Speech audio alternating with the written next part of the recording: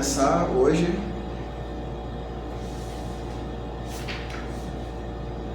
capítulo 43 do Guia dos Perplexos.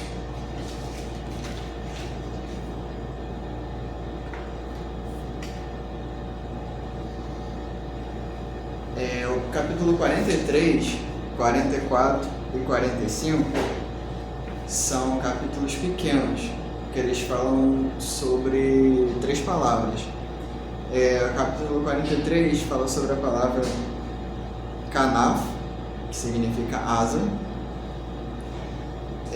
O Rambam ele vai falar que Kanaf é um homônimo e é especialmente empregado como metáfora. Primeiramente, a palavra designa a asa do animal que voa, como em toda ave com asas que voa nos céus.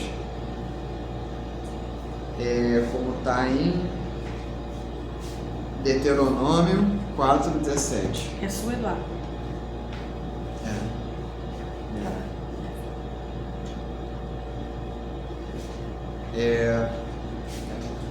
Depois o termo foi empregado metaforicamente para designar as extremidades das roupas e seus cantos, como em os 4 cantos da tua vestimenta.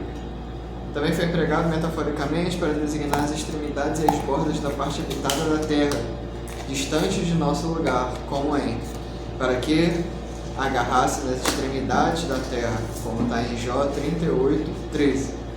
Dos confins da terra ouvimos canções, Isaías 24:16. Ibn Ganar disse que essa palavra também tem sentido de ocultar, conforme o idioma árabe, no qual se diz Kanaftou al-Shay, no sentido de ocultarei a coisa. E na interpretação da passagem Velo Yakafanet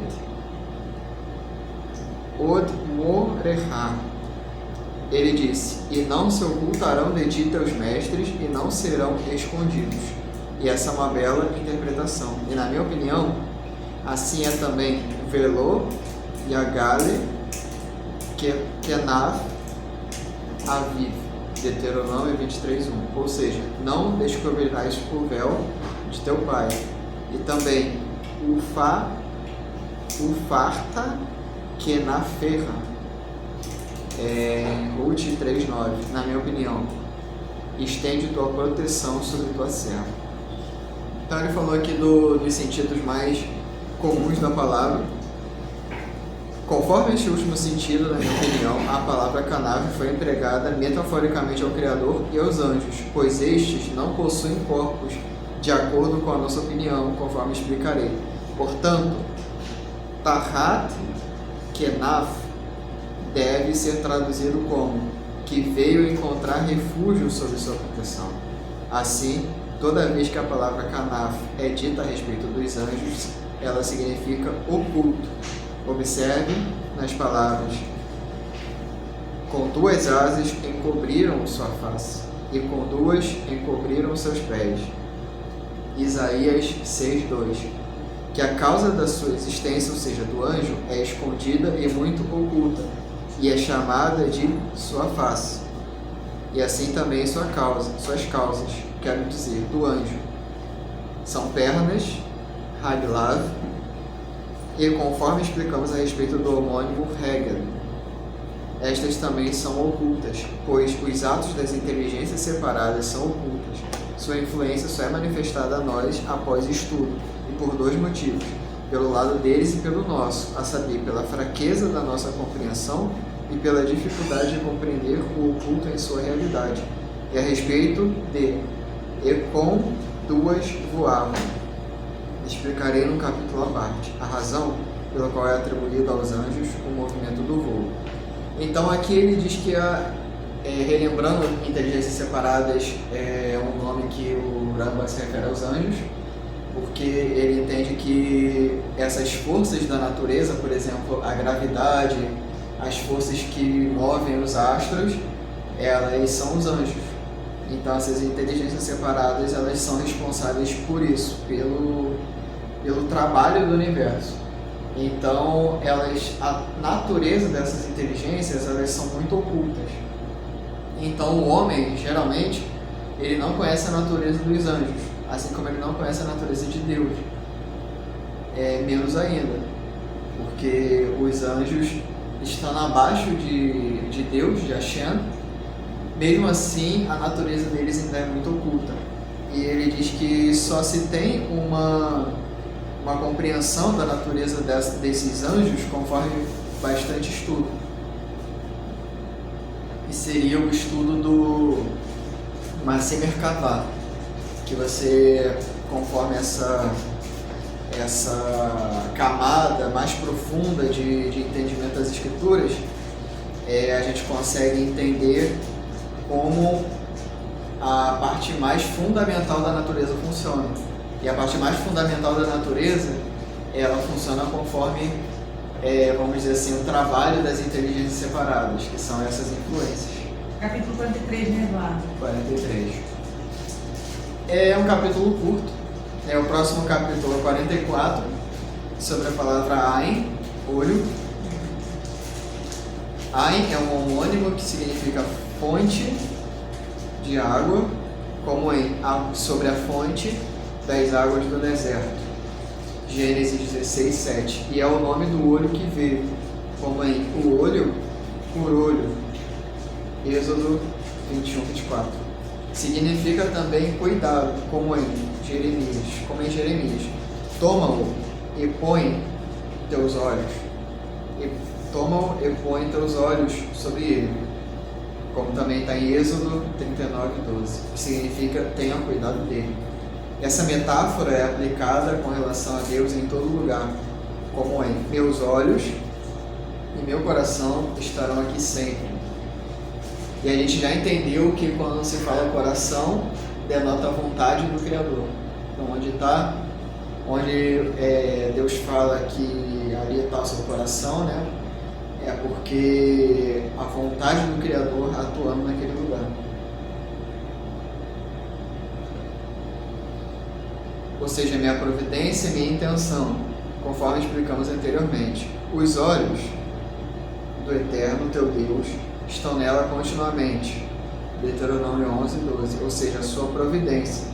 Os olhos do Eterno percorrem. Zacarias 4, 10. Ou seja, a sua providência envolve tudo que está na terra, conforme mencionado nos capítulos sobre o tema da providência. Mas se o verbo ra'á ou razar vierem juntos, ao falar dos olhos de Deus, como abre os teus olhos e vê, segundo Reis 19:16, e seus olhos veem, Salmos 11:4, então o significado é a percepção inteligível e não a percepção sensorial, pois qualquer sensação envolveria passabilidade e impressionabilidade, como sabes, e Deus é ativo e não está sujeito a passibilidade, conforme explicarei. Então aqui, mais uma vez, o Rambam está advertindo, né, sobre qualquer possibilidade de interpretação que denote uma passibilidade ou uma impressionabilidade, ou seja, naquilo que você vê, a imagem impressiona e marca em você uma coisa. Então nossos olhos funcionam muito por isso. Coisas que nós vemos, essa imagem do mundo, ela vai criar em nós uma marca. Então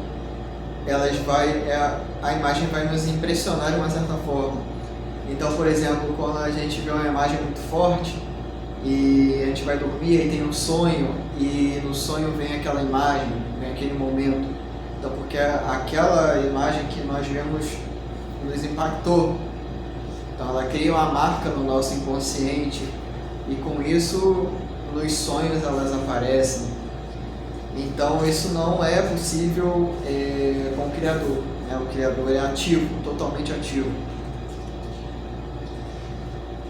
Capítulo 45 é sobre o verbo chamar, ouvir. Chamar é um homônimo que tem os sentidos de ouvir e obedecer. Tem o sentido de ouvir como nunca se ouça de vossa boca. Êxodo 23, 13. E a voz foi ouvida na casa do faraó. Gênesis 45:16. Isso é frequente. É igualmente frequente com o sentido de obedecer, como em e não escutaram a Moisés. Êxodo 6:9.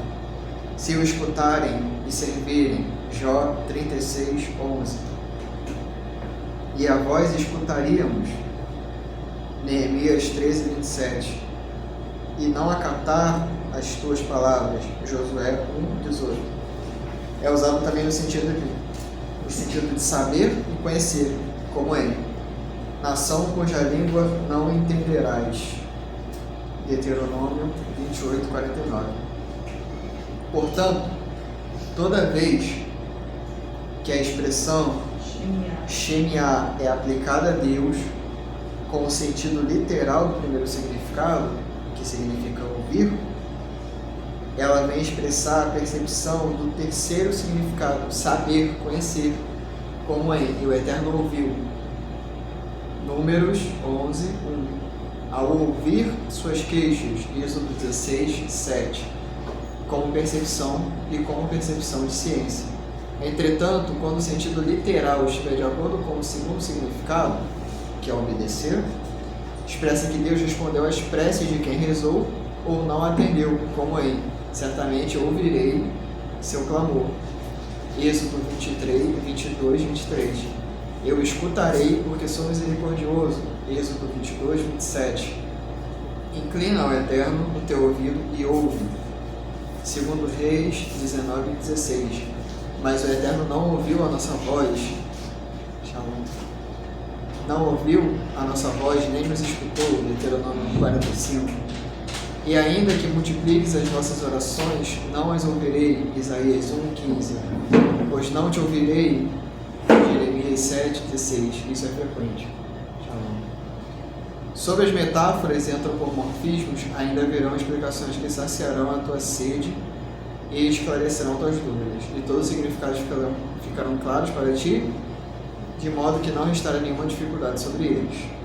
Então são basicamente 3 capítulos curtos sobre essas 3 palavras, e o capítulo 46 ele já é um capítulo mais extenso. Capítulo 46, deixa eu ver, são aí umas 4 páginas, sobre as metáforas usadas em relação a Deus. Então aqui ele vai se aprofundar um pouquinho mais sobre esse entendimento das metáforas, que é um dos conceitos centrais desse livro. Já mencionamos num dos capítulos deste tratado que existe uma grande diferença entre a sabedoria da existência de uma coisa e a clarificação de sua essência e substância, pois a sabedoria da existência de uma coisa se dará por meio de seus acidentes, ou de seus atos, ou mesmo por meio de relações muito remotas que existem entre esta e outras coisas. Se, por exemplo, se quiseres conhecer o soberano de uma região qualquer, fazer conhecer o soberano de uma região qualquer a algum dos habitantes de seu país que não o conheça, a indicação de sua existência poderá ser feita de diversas maneiras. Tu podes dizer, ele é um homem alto, de pele clara, cabelos grisalhos, e o farei ser conhecido por seus acidentes. Acidentes aqui é uma linguagem aristotélica, é uma linguagem filosófica. Acidente denota algo que não é a essência de uma coisa. Faz parte de uma coisa, constitui uma coisa, mas não é a essência. Por exemplo, essa agenda aqui, a essência dela não está na cor dela, ela é laranja. Então isso seria um acidente na linguagem aristotélica. Então é algo que pertence à coisa, mas não é algo que faz parte da essência. Porque a essência disso aqui é ser um espaço para você escrever. A essência é o que está como um objetivo central de um objeto. Então a essência de um caderno é você usá-lo para escrever. A cor dele não denota a essência dele, a cor vai denotar um acidente. na linguagem aristotélica. Então, essa agenda aqui, ela é laranja, mas não é a essência dela. A essência dela é ser um objeto de anotações, de escritas. Então, no caso, acidente é a forma e essência é o propósito. Essência, vamos clarificar, por exemplo, os acidentes eles mudam, a essência não. A essência é aquela coisa que permanece ao objeto. Por exemplo, existem várias agendas no mundo, todas elas têm uma mesma essência, que é você anotar, você escrever. Agora, elas têm tamanhos diferentes e cores diferentes. Então, esses tamanhos diferentes, cores diferentes, são os acidentes do objeto. A essência nunca vai mudar, seja qualquer agenda do mundo que for. Se a gente for lá na China e comprar uma agenda, a essência dela vai ser a mesma do que uma agenda aqui do Brasil, em qualquer lugar do mundo. Mas o formato, a cor, o material pode variar. Esses são os acidentes. E que é a utilidade dela, né? O Rodrigo falou, o propósito inicial é Isso. para que vai ser utilidade. Aí se usa isso na filosofia para denotar o ser humano. Qual é a essência do ser humano? Então, geralmente se entende como essência do ser humano a sua alma, ou a essência de um objeto, aquilo que, apesar das mudanças históricas, das mudanças regionais, das mudanças qualquer que sejam, a essência vai permanecer a mesma, porque a essência ela é a definição, vamos dizer assim, utilitária da coisa. Se um objeto ele tem uma identidade, por exemplo, uma função de ser um objeto de escrita, ele pode variar de muitas formas, mas ele não vai deixar de ser um objeto de escrita, de anotação. Então, o que permanece no homem apesar de todas as mudanças? Aí a filosofia vai procurar isso como sendo a essência do homem. E em relação ao homem, o que a gente poderia dizer que é a essência dele? O que a filosofia traz assim, em relação ao homem? Na filosofia vai mudar algumas coisas, dependendo dos autores, mas de uma forma geral, na filosofia tradicional, o homem ele tem um modelo essencial dentro de si. Ele tem uma essência. Essa essência é um modelo de homem universal. Então pode-se passar várias eras, pode-se passar por várias situações, mas o homem guarda uma essência que seria a alma dele, que seria um modelo. A essência ela guarda um modelo fundamental. Então o homem pode ser um homem brasileiro, pode ser um homem japonês, pode ser um homem chinês. É o que você falou da agenda, a mesma coisa. Mas esses três homens de regiões distintas do mundo, de culturas diferentes, terá o mesmo propósito. Eles vão ter uma essência humana, uma essência igualmente ideal. A essência ela guarda o ideal. Na filosofia tradicional é isso.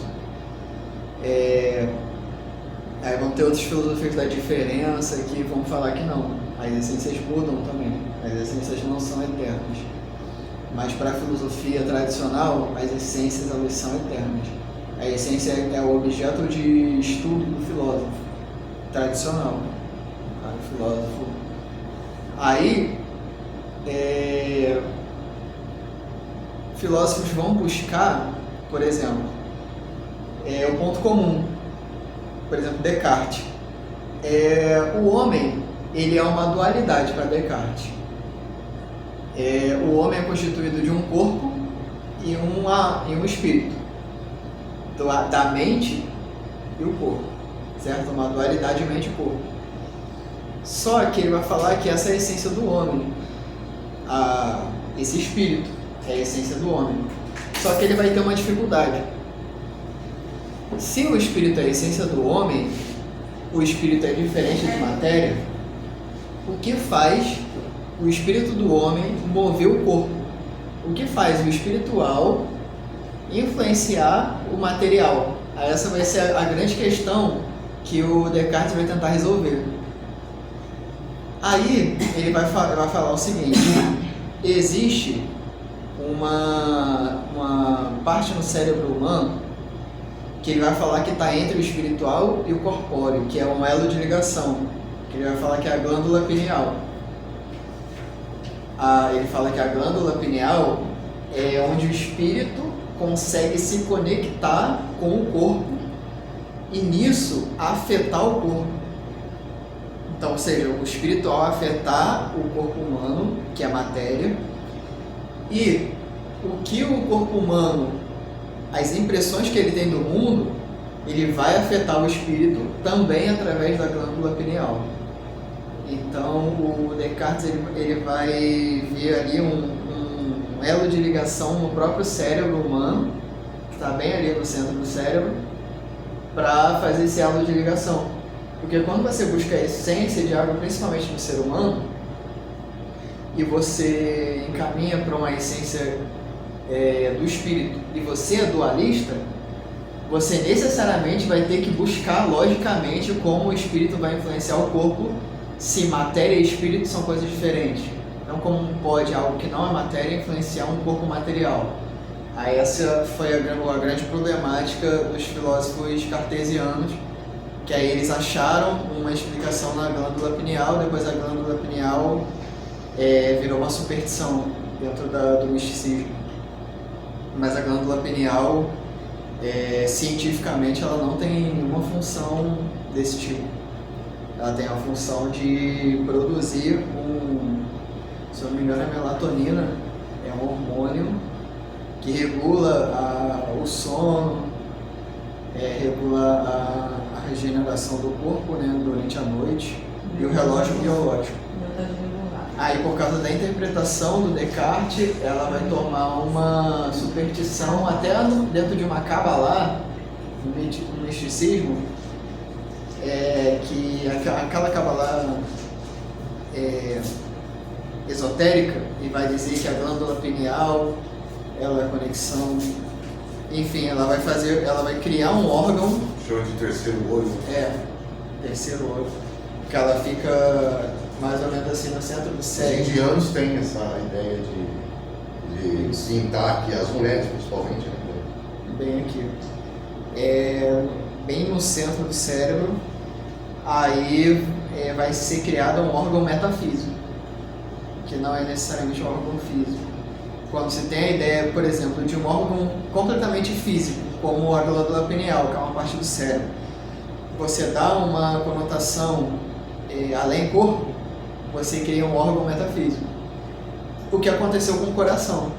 O coração é um órgão metafísico, porque o coração, uma forma anatômica, ele é um músculo que bombeia sangue, mas o órgão o coração que a gente fala na filosofia, até quando a gente fala do coração de Heidegger, por exemplo, onde habita as emoções, onde é o coração que sente a angústia, que sente o anseio, tudo isso é o órgão metafísico. E o coração também ele é um negócio muito cabalístico. Sim. Porque ele recebe do lado direito e bombeia para o lado esquerdo. Então tem um fluxo ali de recepção e doação contínua. Sim. O órgão do coração é muito importante. Eu não estou falando assim que a criação de um coração metafísico seja uma coisa errada.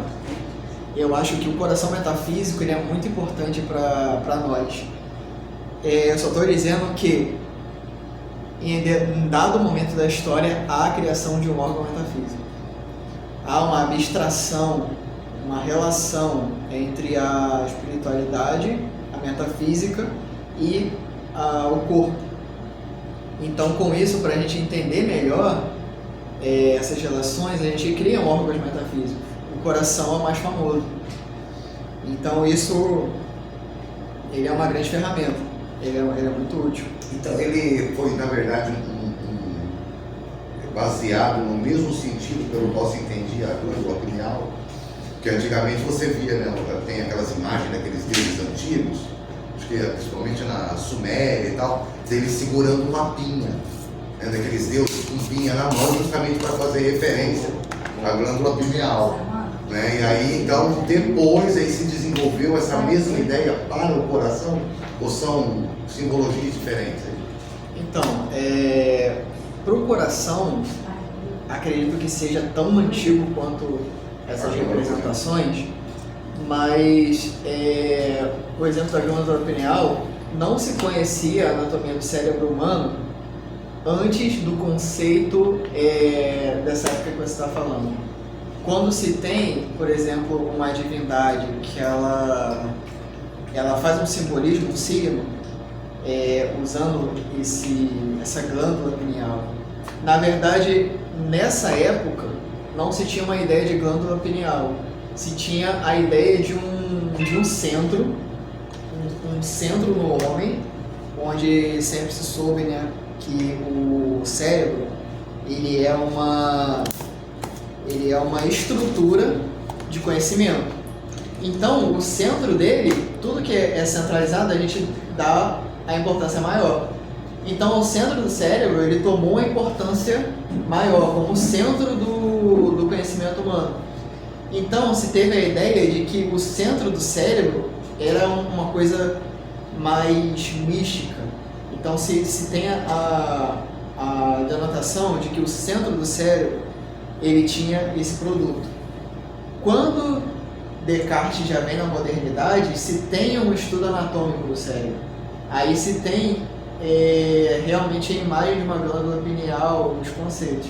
Só que o Descartes ele vai criar um conceito metafísico da glândula pineal, desse órgão. Porém, a ciência não. A ciência vai falar que ele é um produtor de... como é que eu falei? Do hormônio. O hormônio do sono. Melatonina, né? É um hormônio do sono, da reposição. Diz que ele trabalha enquanto você sonha também, né? Sim, enquanto a pessoa sonha, que é o estado mais profundo do sono, ele atua como um reparador. Ele repara o corpo, ele está atuando e ele deixa de atuar com a luz do sol. Quando você está no dia, ele deixa de atuar. Quando se está à noite, ele começa a atuar. É por isso que é um relógio biológico. Mas assim, ele só atua quando a gente está inconsciente? Ele atua quando o corpo, que na verdade assim, a luz do sol, ela afeta o corpo. Ela afeta o corpo e a transmissão da luz, ela vai ser levada ao cérebro, onde está a glândula pineal, e interrompe o funcionamento dela. Quando ela não detecta mais a luz do sol, o relógio biológico entende que é a hora do descanso e de reparar o corpo. Aí quando ela bate o sono, né? interrompe, isso, quando você está influenciado pela luz, quando você está na escuridão, o sono vem, porque a glândula pineal ela está entendendo que é a hora de reparar, a hora de você descansar. Isso, a glândula pineal está bem ativa ultimamente. É por isso que a luz do telefone, quando você está mexendo de noite, é perigoso, né? Ela tira o seu sono de qualidade. Você tem que sair do celular, deixar em outro cômodo, né? Por exemplo, você está usando o telefone e você vai deitar. Aí 11, 11h50 da noite, você está mexendo. O telefone está emitindo luz azul. A luz azul... É a mesma do sol? Não. Mas a luz azul, ela está incitando, né, através dos seus olhos, a você ficar acordado. Então ela está interrompendo a glândula pineal. Então se você ficar até tarde no telefone, botar o celular do lado e for dormir, esse sono vai ser um sono de má qualidade. Leve. Vai ser um sono que ele não vai conseguir reparar. Porque não deu tempo desse efeito da luz se dissipar e começar a produzir os hormônios para um sono de qualidade. Então você dorme ainda sob efeito cerebral daquela luz que você estava agora. Você dorme com estímulos constantes no seu cérebro. Isso é ruim. O ideal mesmo é que antes de dormir você fique um tempo sem mexer no telefone. Você mexa Aí você para. Eu gosto pra falar escuro. Aí você vai, né? Sofia, beleza? Tudo bem? Tá vendo? Aí você passa um tempo sem ser excitado pela luz azul, aí o seu corpo vai começando a entender. Aí nisso, quando você dorme, é um sono de mais qualidade, é um sono que repara mesmo. Vou deixar de celular. Por isso que pessoas que ficam até no computador até tarde, até no celular até tarde, não conseguem descansar Agora, direito. uma coisa muito legal que te faz dormir muito bem é ler livro à luz de vela. É, o livro sim. O livro à luz de vela, cara, você dorme que nem uma criança. Porque assim, dá uma até a leitura, a experiência da leitura. Sim. Sabe o que é bacana? Porque quando no Shabbat, né, a luz ela começa a fraquejar, ela começa a querer apagar. Então você não quer terminar a leitura, mas você quer ler sobre luz de vela. Então faz com que você valorize a leitura, porque você sabe que aquela luz já está acabando. E aí quando ela começa a apagar, você aproxima, a luz acende de novo. Então você cria um relacionamento com a luz da vela. Sim. No momento em que está obtendo um conhecimento, cara, é maravilhoso, faz muito bem para mim. Sim, é verdade. E tem essa experiência, vou fazer isso lá no Shabbat agora. Quando eu estou lendo um livro, de noite, assim, tarde, eu costumo dormir bem melhor do que quando eu estou no computador, por exemplo. Os intelectuais também tinham aquela ideia de ter livros de cabeceira. É sempre bom ter um livro na cabeceira do lado. Vou fazer isso. Mas, assim, vocês falam, essa luz é um abajur?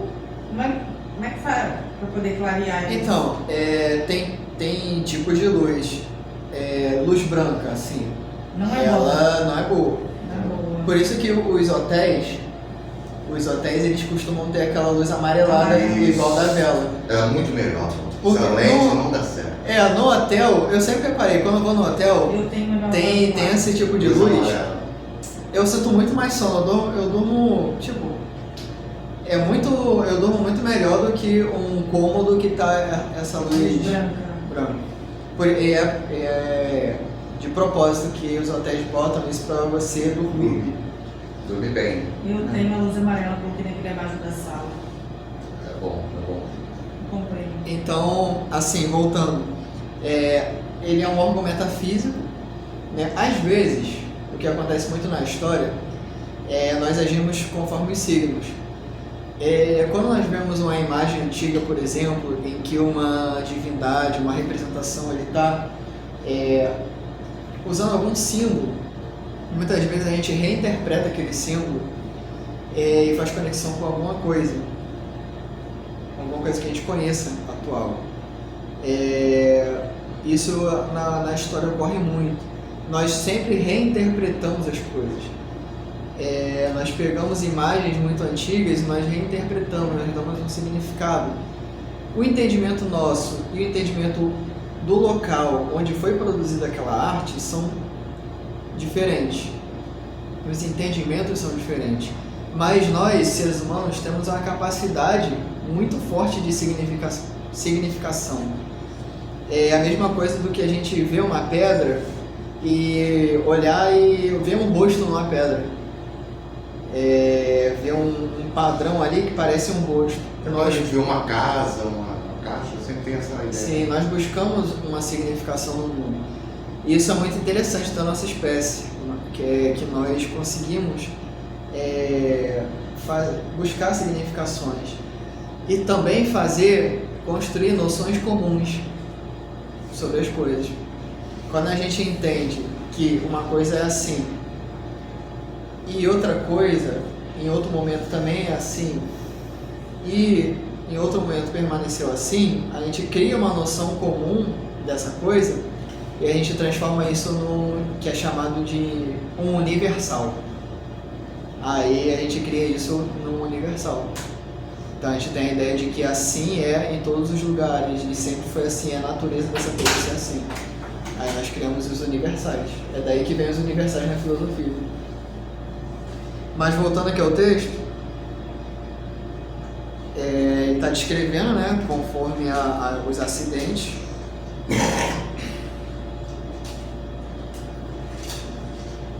Ou tu poderias dizer que ele é aquele que vejo rodeado por um grande grupo de pessoas e poderia dizer que ele é aquele que vejo rodeado por um grande número de pessoas, a qual poderia dizer, um grande grupo de pessoas a cavalo e a pé, com imagens desembanhadas ao seu redor, bandeiras erguidas sobre sua cabeça e trombetas sendo tocadas diante dele.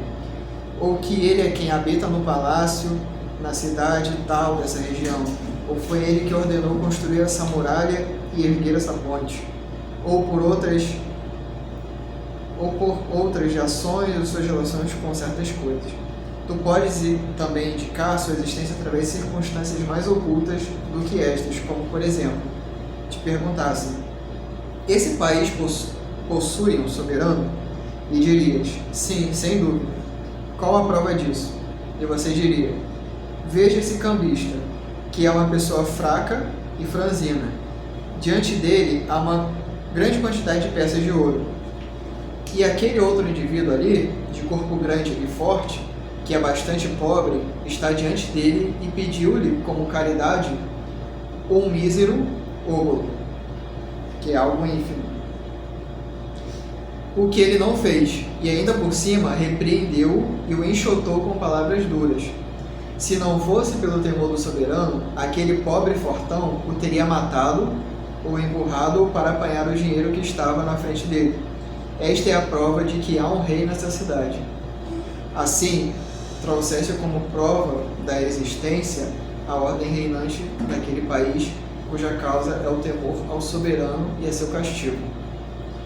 Se, em todo este exemplo que trouxemos, não há nada que indique a essência do soberano ou a sua verdadeira substância pelo aspecto de ser soberano, ou seja, ele foi descrito apenas pelos acidentes. Assim aconteceu também ao informar o conhecimento de Deus ao povo simples. Aí olha que a ligação que o Rama vai fazer, que é muito interessante.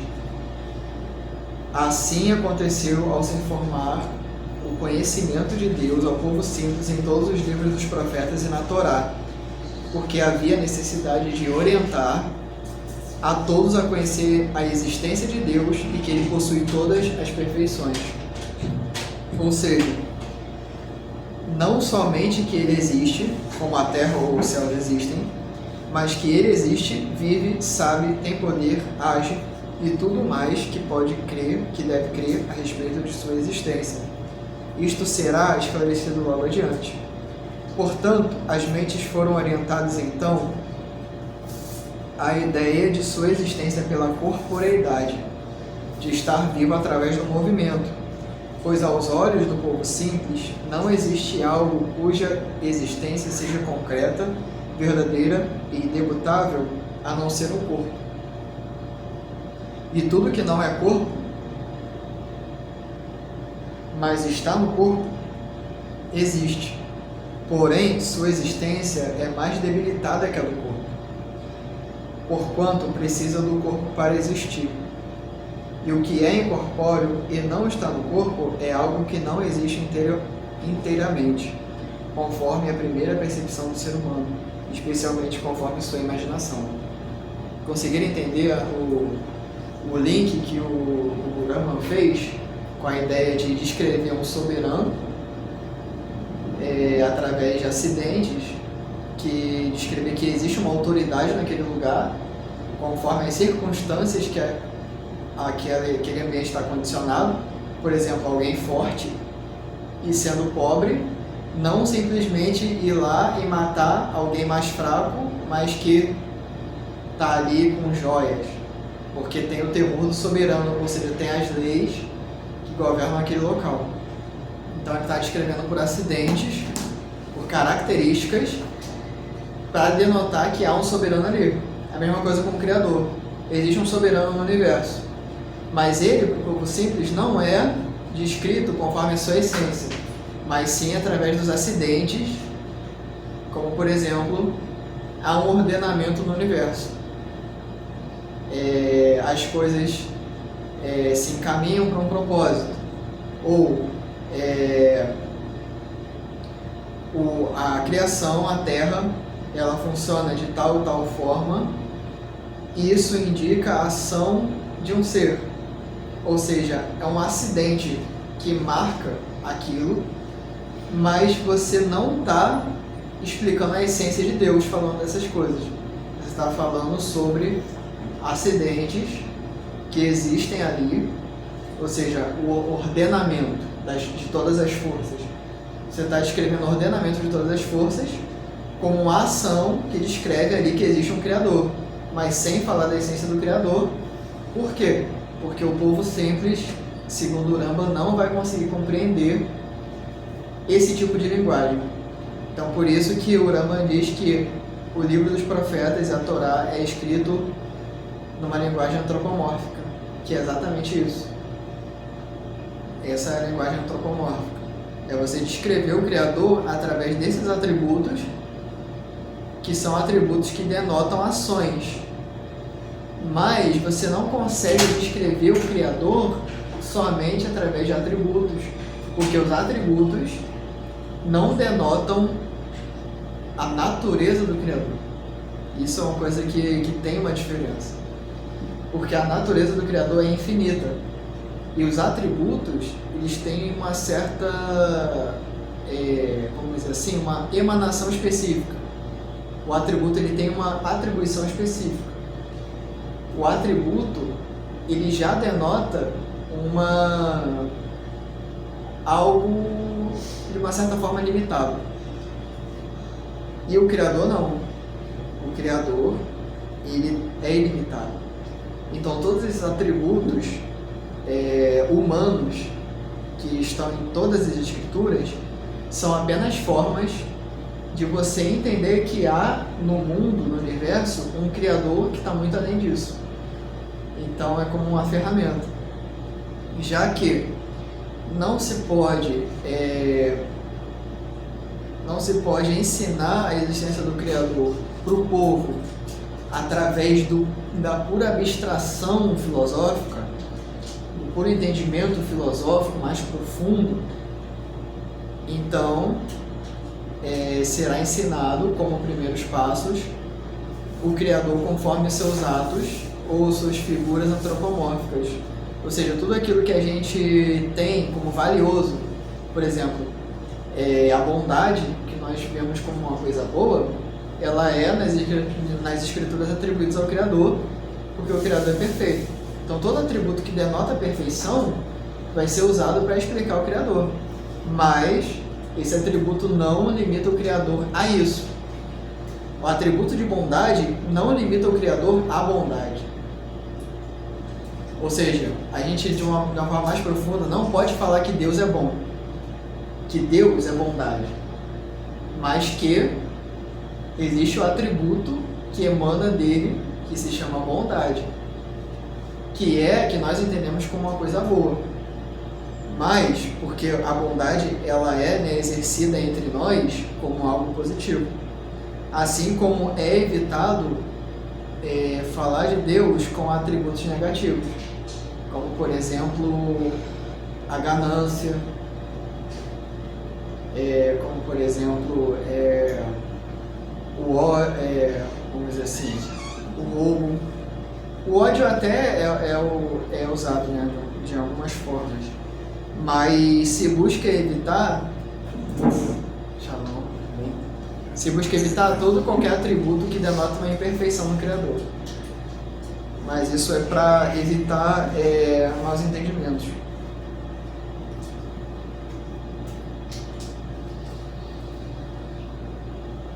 Então, portanto, as mentes foram orientadas então à ideia de sua existência pela corporeidade, de estar viva através do movimento, pois aos olhos do povo simples não existe algo cuja existência seja concreta, verdadeira e indubitável, a não ser um corpo.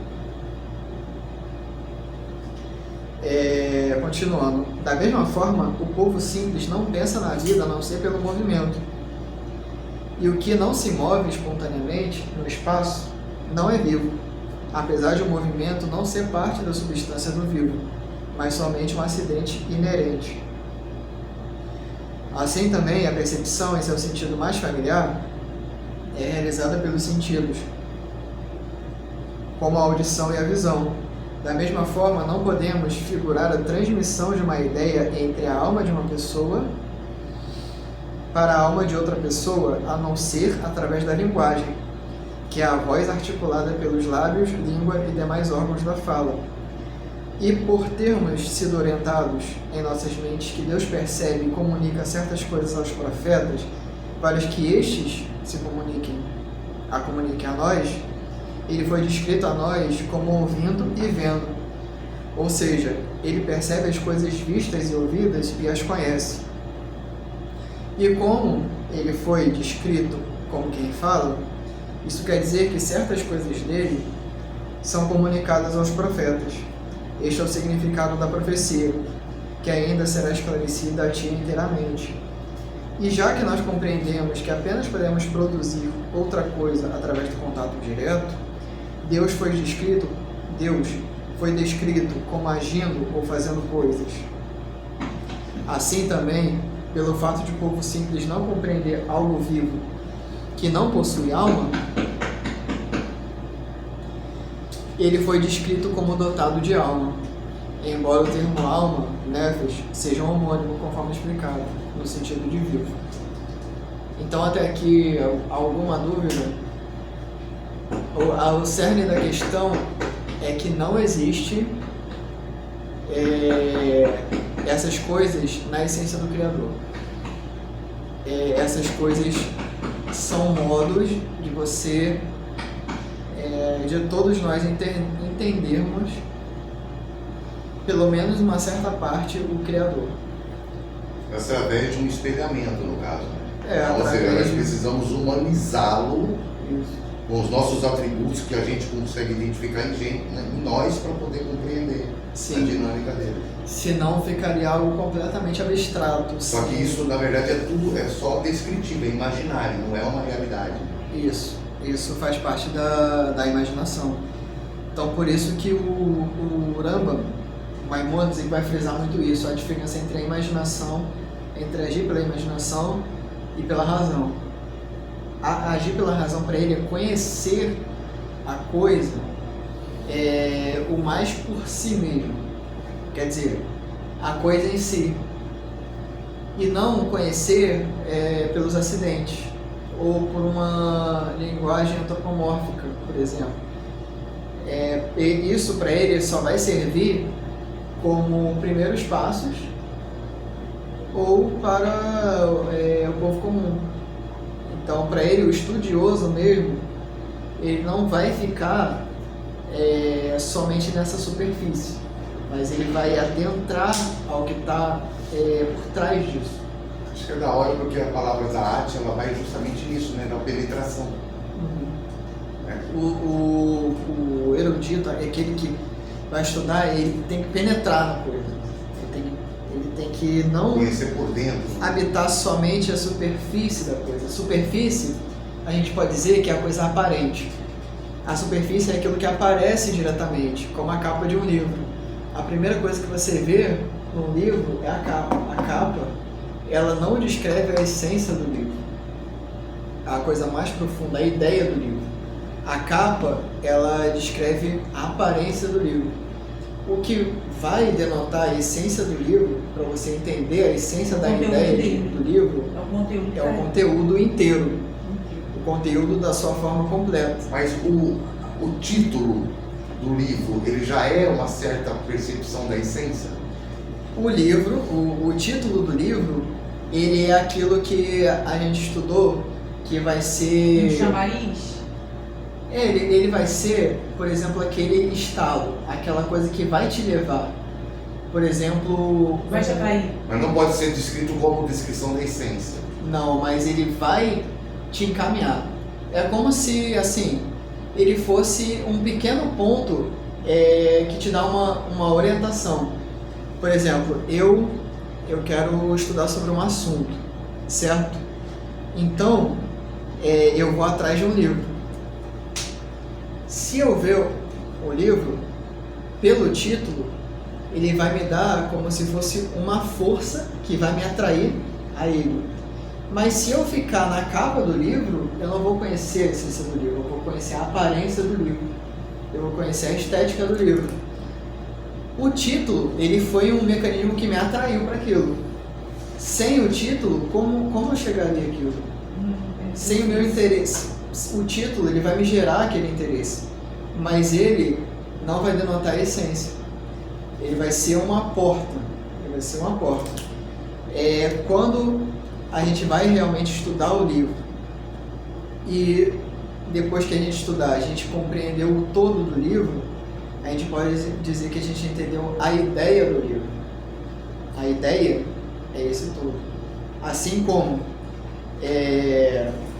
numa linguagem espinosista, o corpo ele tem a sua ideia.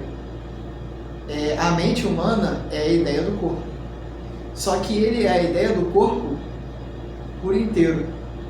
Então, a alma seria a ideia do corpo por inteiro. E não somente pelas suas partes limitadas a alguma parte. Ou seja, a mente então não é algo cativo ao cérebro. Cativo ao cérebro? Não é algo que é produzido pelo cérebro, não. O cérebro somente processa a mente, é isso? Assim, a mente ela é tudo, é o sangue na veia, ela está ligada ao funcionamento dos órgãos. É o todo. A mente é o todo do corpo. Porque Spinoza ele vai acabar com a dualidade. Simplesmente ela tem essa ligação de, também a raiz dela é meu ente.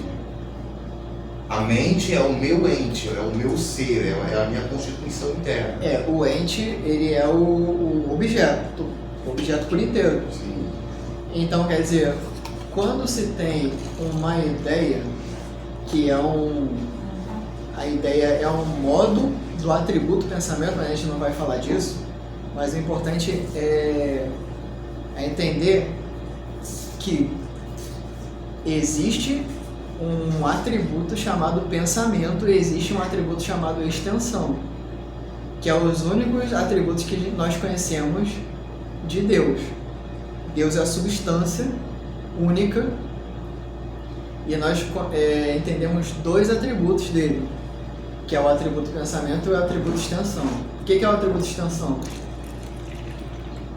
É a matéria, é o corpo, são os corpos. Atributo pensamento. Todo esse pensamento que a gente falou na aula passada, tudo que atravessa. O pensamento, ele flui e como atributo de Deus, ele é infinito. Como atributo do Criador, aí o atributo de extensão, como atributo do Criador, é infinito. Nós somos um atributo de extensão? Nós somos um atributo de pensamento? Nós somos um indivíduo. Então nós somos um modo do atributo pensamento e um modo do atributo extensão. Aí a gente vai começar a entender realmente a nossa relação com o Criador. Nós somos um modo do atributo.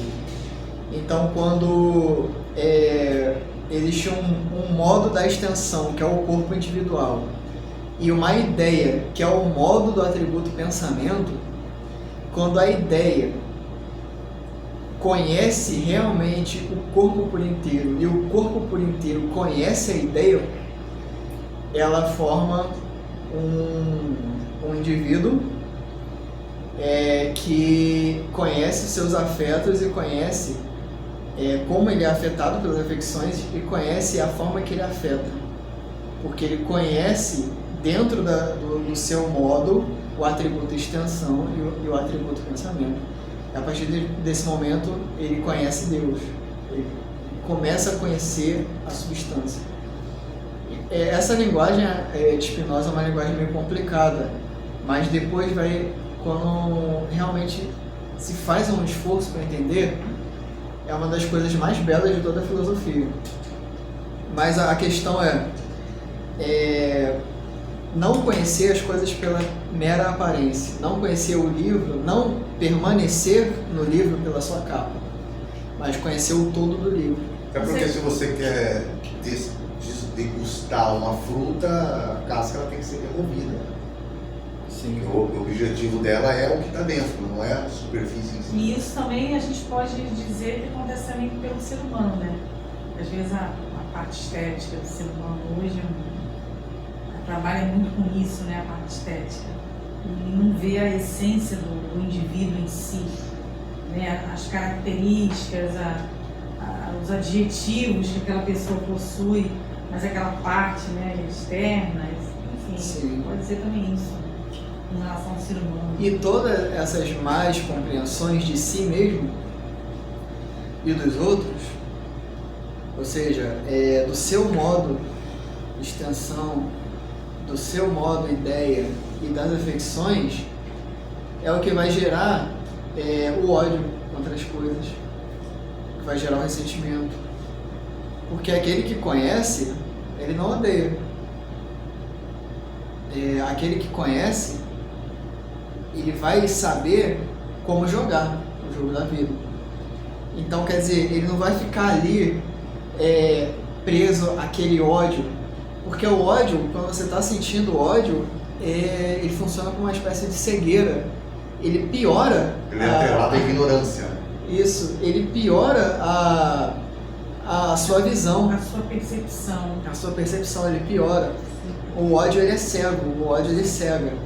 Então, assim, quanto mais o ser humano é movido pelo ódio, pelo ressentimento, mais cego, menos ele conhece as afecções, menos ele conhece as coisas. Então, quer dizer, é por isso que Spinoza diz não odiar nem julgar, mas conhecer as coisas. Isso Porque o ódio também é uma ilusão, né? Você dizia que o ódio ele não é real, ele é só a ausência do amor. Então, ou seja, ele é baseado numa percepção desprovida de realidade. Sim. O ódio, ele limita a pessoa a uma cegueira completamente... uma cegueira destrutiva, louca. Aquela pessoa que age pela loucura. Tudo isso são formas de cegueira, onde você não conhece nem a si nem aos outros. Você não conhece como é afetado nem como afeta. O extremismo religioso ele tem esse cúmulo de pregar o ódio em nome do amor.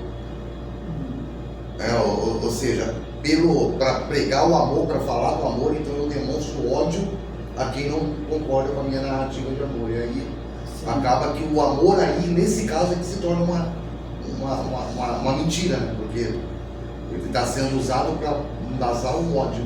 Sim, exatamente. É uma virada de chave da relação do homem com o mundo. Então, para a gente finalizar nossa aula, esse capítulo, ele ainda tem... É o 46. Esse capítulo 46, a gente está na segunda página dele. Mas ainda tem algumas coisas. Porém, o principal que o Rambam traz aqui é de que não é porque nos são dados, nos são mostradas as coisas do modo mais da aparência possível que a gente deve permanecer ali. A gente deve buscar compreender, a gente deve buscar abrir realmente aquilo além da sua casca, além da sua superfície e realmente entender. Isso acontece com as escrituras. Não permanecer no sentido literal. No sentido dessas imaginações, dessas imagens, mas ver o que está por trás daquilo. O que é o Criador além de tudo? Além de todas essas coisas que o definem? Além de todos esses atributos humanos? O que é? Da sua forma mais profunda. A gente conhecer o Criador dessa forma a gente também nos conhecer. Porque se o Criador ele é a única substância e ele é o todo, conhecer o Criador também é se conhecer. Se conhecer também é conhecer o Criador. Elas andam de mãos dadas. Então, não se conhecer, você não conhece o Criador. Isso evita da gente, por exemplo, negar totalmente a nós mesmos e querer conhecer esse ser que é infinito. Isso não faz sentido nenhum dessa forma. Aí tu volta lá no primeiro capítulo do Ramban, que é a ideia do Tselem e Termut. Ou seja, se eu sou imagem e semelhança do Criador, a melhor forma que eu tenho de conhecer o Criador, que é invisível, é através do autoconhecimento. Sim, exatamente. Não é uma busca de você sair de si, abandonar a si mesmo, como o ascetismo faz. O ascetismo é o quê? É um abandono do corpo para você ter uma ligação com Deus. Não é a questão de você abandonar a si mesmo para buscar o transcendente, mas através de si conhecer. Não há nada melhor, por exemplo, de você entender as coisas do que você se conhecer. Por exemplo, a gente até falou isso mais cedo, o Sol. O Sol é uma coisa que afeta todos nós. Só que quando nós olhamos para o Sol, ele nos afeta, mas nós não temos o conhecimento do Sol. Nós temos uma imaginação do Sol. Então o que ele aparenta ser? Ele aparenta estar numa altura de 200, por exemplo, 1 quilômetro, vamos dizer assim, 5 quilômetros de altura. Nós olhamos, ele parece estar nessa altura. Isso denota a natureza do Sol? Não. Isso denota o quê? Uma relação que o Sol nos afeta, mas nesse afeto nós não conhecemos o Sol. Nós conhecemos, de uma certa forma, uma certa propriedade que ele nos afeta. O Spinoza diria que, dessa forma, né, nós não conhecemos o que nos afeta, mas ele está nos afetando. Então, no caso, nós temos uma experiência com o Sol, mas não a experiência do Sol. Nós temos uma experiência com o Sol, porém não entendemos com isso a natureza do Sol. O Spinoza vai dizer que isso é você ser um ser passivo, que você recebe do Sol, mas você não conhece aquilo que te afeta.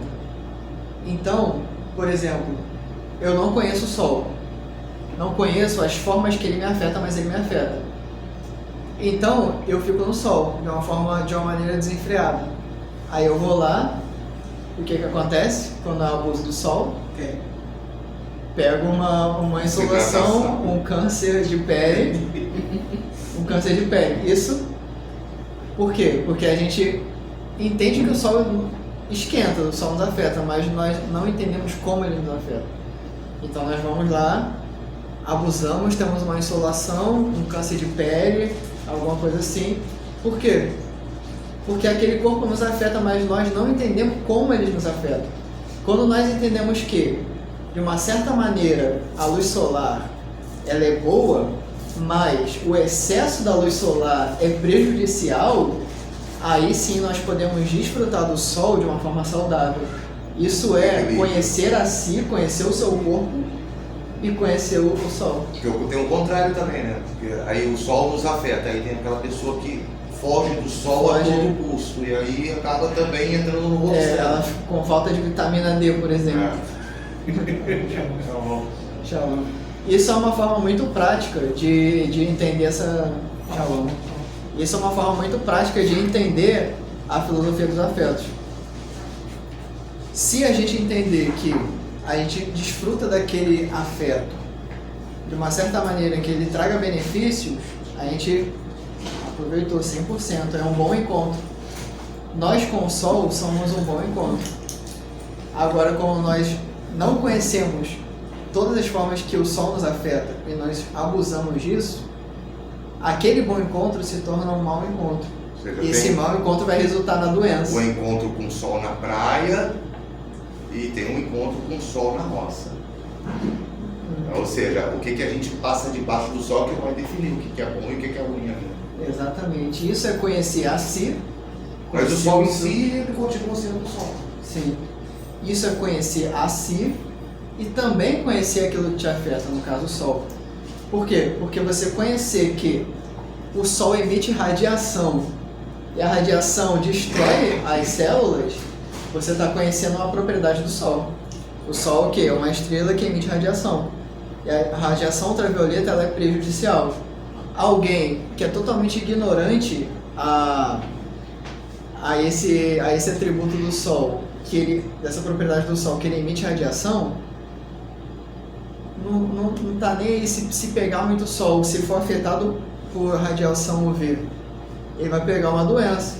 Ou seja, ele não conhece nem as propriedades do Sol, não conhece o Sol, nem conhece a si mesmo, que ele é constituído de células que são destruídas pelo UV, pela radiação.